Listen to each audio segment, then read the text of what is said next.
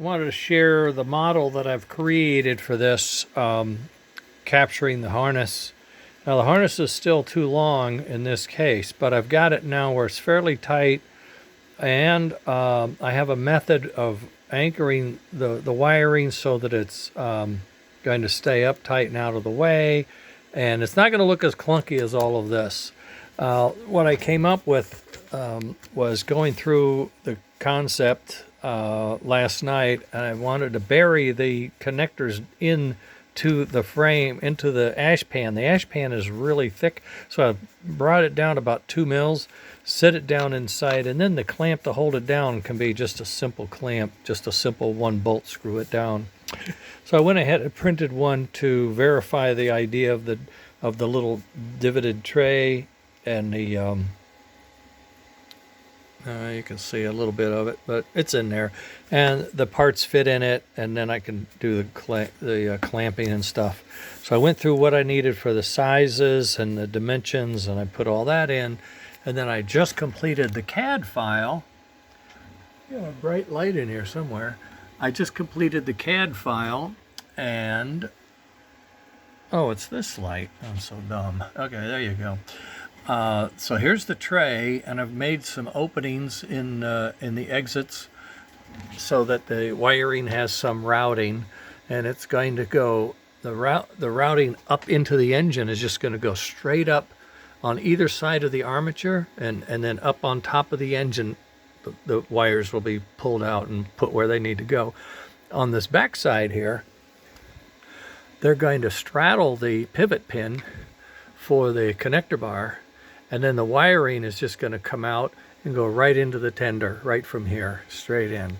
And it should be parallel to the connector, so when it pivots, the wires will have a way to move right to left with the least amount of wire itself.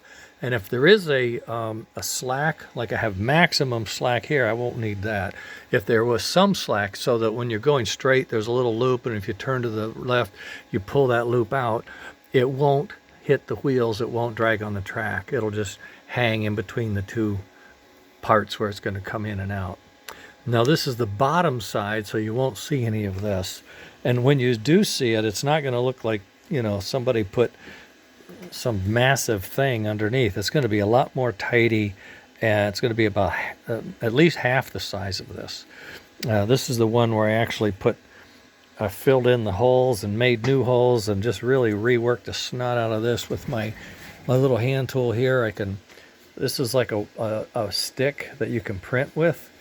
You hold this button, warm it up, and the plastic comes out that tip, and you actually kind of draw lines or weld like. So what I was doing was I was filling the holes up with plastic that was compatible so it would stick.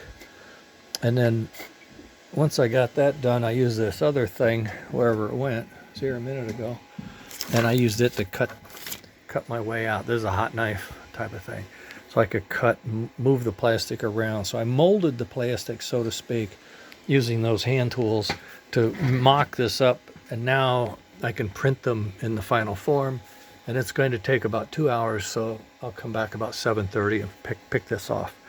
Now I'm going to go up and cook scrambled eggs. Margaret wants to try a new recipe. She wants to put ham, cheese, and some other stuff inside the scrambled eggs.